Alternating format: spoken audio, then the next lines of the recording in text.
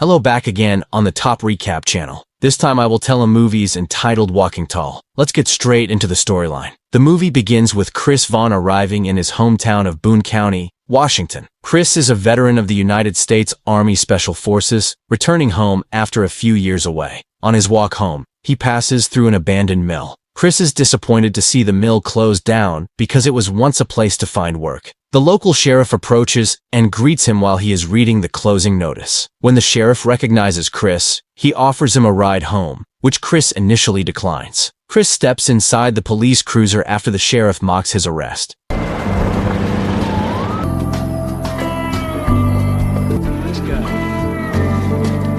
He reunites with his sister, who is now a paramedic.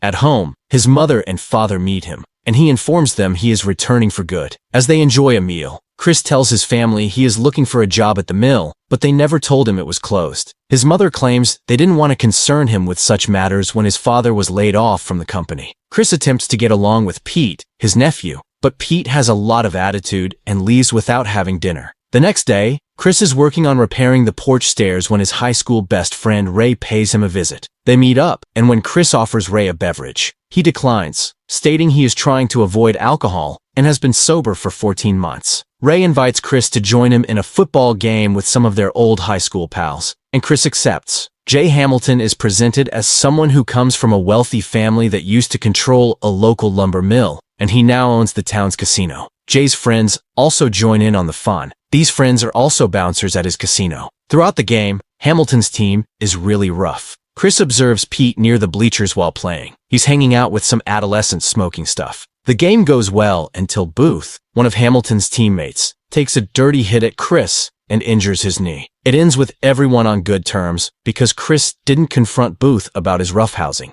Chris and his friends are invited to attend Hamilton's casino. Drinks are on me. What do you say? See you tonight. Cool.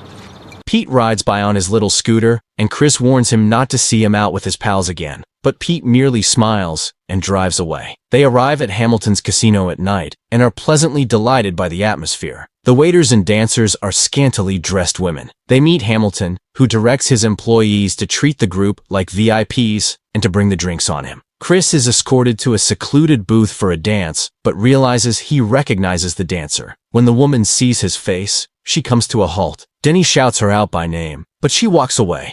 Denny.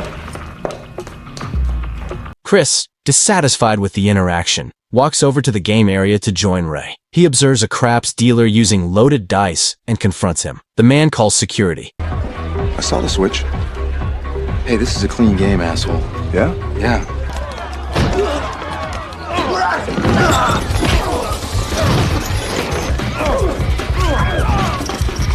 A brawl erupts, and Chris is knocked out and brought underground.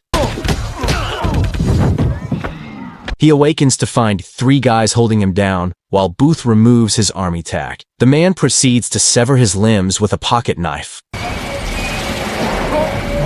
Chris is left for dead on a bridge before flagging down a truck and being taken to the hospital. The doctor informs Chris's family that he is severely damaged and that whoever did this intended him to die. A weaker man would not have withstood the attack. Chris is taken home to recover, and we see him sleeping and spending time with his family. Pete also cares for his uncle and cooks for him. Chris gradually recovers, begins working out, and eventually returns to his usual habits. Hamilton shows up one day as Chris is working on some old steps and apologizes for whatever his men did to him. He offers Chris a position as head of security at his casino, which Chris politely declines. Jay asks him to reconsider, but Chris insists that this is his final response. Hamilton then pulls out an envelope full of money and offers it to Chris as payment for everything, but Chris predictably declines. He also informs Hamilton he will file a report against the casino and the attack on him. Chris pulls up to the police station and discusses the report with Sheriff Watkins, who informs him that his case has already been investigated and there is insufficient evidence to indict the individuals. Watkins claims that since the mill collapsed, the casino has become the town's sole source of income, and it is therefore impossible to take action against the owner. Chris leaves, frustrated yet helpless, but not before warning Watkins that he will reveal everything. Denny pays Chris a visit the next day. They had a romantic history. They take a short walk together and discuss the town and how crooked it is. She half-jokingly advises him to run for sheriff in the forthcoming elections, and he replies he might. He also inquires about Hamilton. When Chris returns home, his mother informs him Pete has died from an overdose. They go to the scene, where Michelle informs them that the kid had been stabilized but was dangerously close. She tells them what he used. Pete's friends admit to pushing him into it. Chris approaches them and demands to know who brought them the stuff. The youngster, furious, claims they received it from the casino security guards. Chris ignores his parents' warnings, drives home to collect his gun, and heads to the casino. At the last minute, he changes his mind and abandons the shotgun in the car, instead grabbing a club from the truck and marching into the casino, smashing the gaming machines. When Jay's thugs try to stop him, he beats them with a hunk of wood and his bare hands.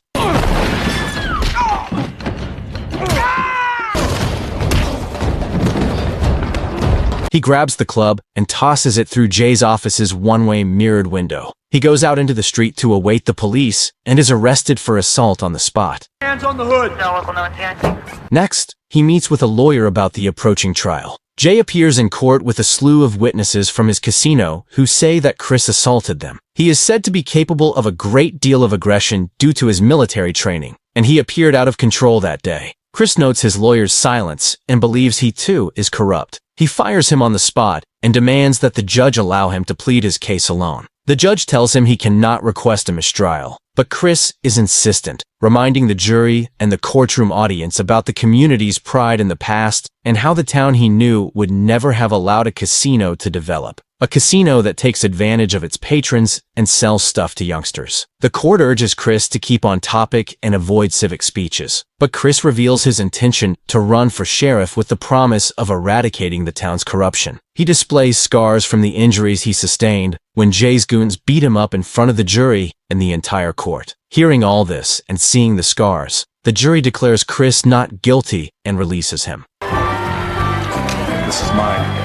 The entire town is ecstatic, and everyone begins yelling for Chris to run for sheriff. Leaping forward in time, Chris has already been elected and is preparing for his first day as sheriff. He climbs into his brand new sheriff's truck and heads to the station. There, Watkins assures him that each of the deputies is a decent and loyal man. Chris walks into the vacant police station and informs them they have all been fired. Later in the day, while Hamilton is riding in his Porsche with his girlfriend, Chris pulls up and issues a veiled threat. Hamilton frequently mocks Chris's new authority and tries to bribe him. As Chris walks away, he smashes Hamilton's tail light and orders him to fix it. Chris then pays Ray a visit and invites him to be his deputy officer in order to extend his one-man army. Ray initially rejects it owing to his history of addiction, but Chris informs him this is precisely why he needs Ray's help. He wants to dismantle Hamilton's illegal empire, and he needs a dedicated squad to do so. Ray ultimately agrees, and the two of them demolish the constructed empire one by one, going after Hamilton's men. Ray claims the substances being sold are of 5-star quality, implying they are manufactured in a factory. Chris suggests going and getting them. However, Ray claims since the people selling them are clean, they must track down the suppliers. That trail eventually leads them to Booth,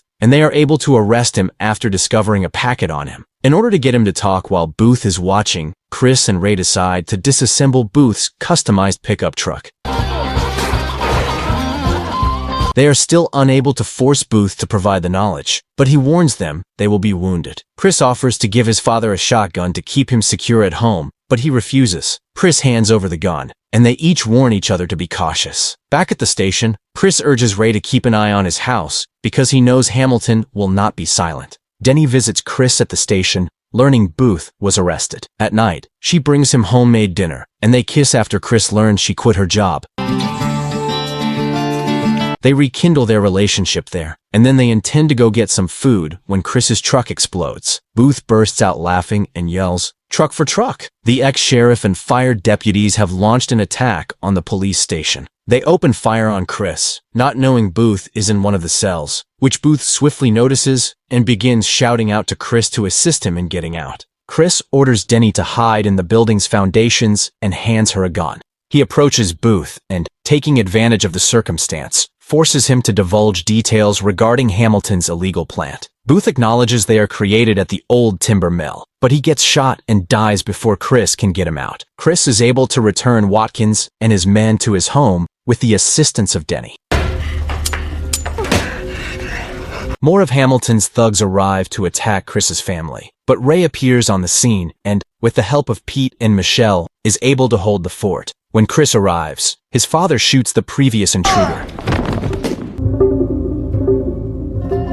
Chris drives up to the old mill, assuring everyone that everyone is safe, where he discovers a full illegal lab. He stalks deeper into the factory, where Hamilton awaits him. Chris attempts to capture him, but Hamilton deceives him, activating a trapdoor. While Chris is hanging, Hamilton slams him, telling him he should have accepted the job offer instead of attempting to become a hero, because this is his hometown. But Chris manages to yank him away, and the two of them sink further into the facility. Hamilton manages to hit Chris, causing him to fall outside and injure his leg. He flees into the surrounding woodland, pursued by Hamilton with an axe. While hiding, Chris manages to realign his dislocated bone, allowing him to stand up to Hamilton's attack and engage in a violent fight, but ends with Chris eventually overcoming Hamilton. He adds, as he stands over Hamilton, that this does affect the relationship because this is now his town, and Hamilton is under arrest. Chris and Ray close up the corrupt casino. They get into the car, joking whether Hamilton has built a casino in prison, and we can see the ancient timber mill has been reopened, providing jobs for the locals.